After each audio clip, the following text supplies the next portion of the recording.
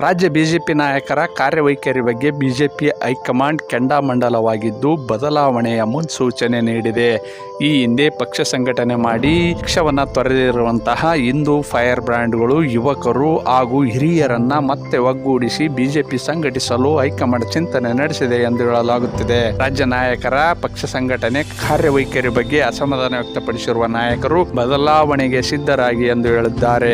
ಅಲ್ಲದೆ ಹಿಂದೂ ಫೈರ್ ಬ್ರ್ಯಾಂಡ್ಗಳನ್ನು ಹಾಗೂ ಹಿಂದುತ್ವದಡಿ ಪಕ್ಷ ಸಂಘಟನೆ ಮಾಡಲು ಸೂಚಿಸಿದ್ದಾರೆ. ಹಾಗಾದರೆ ಬಿಜೆಪಿಗೆ ಬರುವ ಹಿಂದೂ ಫೈರ್ ಬ್ರ್ಯಾಂಡ್ಗಳು ಯಾರ್ಯಾರು? ಈ ಕುರಿತು ಇನ್ನಷ್ಟು ಮಾಹಿತಿ ನೀಡ್ತೀವಿ. ನಮ್ಮ ಚಾನಲ್ ಸಬ್ಸ್ಕ್ರೈಬ್ ಮಾಡಿ, ಶೇರ್ ಮಾಡಿ, ಲೈಕ್ ಮಾಡಿ, ಹಾಗೆ ಕಾಮೆಂಟ್ ಮಾಡಿ. ಬಿಜೆಪಿ ಹೈಕಮಾಂಡ್ ಹಿಂದುತ್ವದ ಅಲೆಯಲ್ಲಿ ದೇಶಾದ್ಯಂತ ಭರ್ಜರಿಯಾಗಿ ಗೆಲ್ಲುವ ಮೂಲಕ ಅಧಿಕಾರ ಹಿಡಿಯುತ್ತಿದೆ. ಉತ್ತರ ಭಾರತ, ಈಶಾನ್ಯ ಭಾಗ ಹಾಗೂ ದಕ್ಷಿಣ ಭಾರತದಲ್ಲೂ ಕೂಡ ಬಿಜೆಪಿಯ ತನ್ನ ಮತ ಪ್ರಮಾಣವನ್ನು ಹೆಚ್ಚಿಗೆ ಮಾಡಿಕೊಂಡಿದೆ.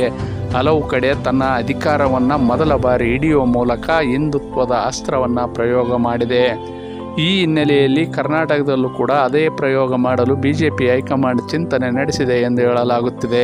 ಕರ್ನಾಟಕ ಕಾಂಗ್ರೆಸ್ ಸರ್ಕಾರದ ದುರಾಡಳಿತ, ಅಲ್ಪಸಂಖ್ಯಾತರ ಓಲೈಕೆ ಹಾಗೂ ಹಲವು ಕಾನೂನು ಬಾಹಿರ ಚಟುವಟಿಕೆಗಳಿಂದ ಅಸಮಾಧಾನಗೊಂಡಿರುವಂತಹ ಬಿಜೆಪಿ ನಾಯಕರು ಇಲ್ಲಿ ಮುಂಬರುವಂತಹ ದಿನಗಳಲ್ಲಿ ಹಿಂದುತ್ವದ ಆಧಾರದಲ್ಲಿ ಪಕ್ಷ ಸಂಘಟನೆ ಮಾಡಲು ಮುಂದಾಗಿದೆ.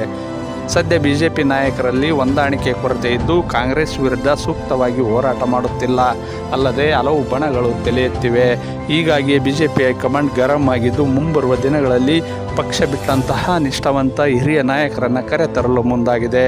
ಅದರಲ್ಲೂ ಹಿಂದೂ ಫೈರ್ ಬ್ರ್ಯಾಂಡ್ ಎಂದು ಗುರುತಿಸಿಕೊಂಡಿರುವಂತಹ ವಿಜಯಪುರದ ಶಾಸಕ ಬಸನಗೌಡ ಪಾಟೀಲ್ ಯತ್ನಾಳ್ ಅವರ ಜೊತೆಗೆ ಮಾಜಿ ಸಂಸದರಾಗಿರುವಂತಹ ಅನಂತ್ ಕುಮಾರ್ ಹೆಗಡೆ ಹಾಗೂ ಮಾಜಿ ಸಚಿವ ಎಸ್ ಈಶ್ವರಪ್ಪ ಸೇರಿದಂತೆ ಹಲವು ಹಿಂದುತ್ವದ ನಾಯಕರು, ಹಿಂದುತ್ವವನ್ನು ಪ್ರತಿಪಾದಿಸುವಂತಹ ನಾಯಕರಿಗೆ ಮಣೆ ಹಾಕಲು ಬಿಜೆಪಿ ಚಿಂತನೆ ನಡೆಸಿದೆ ಎಂದು ಹೇಳಲಾಗುತ್ತಿದೆ.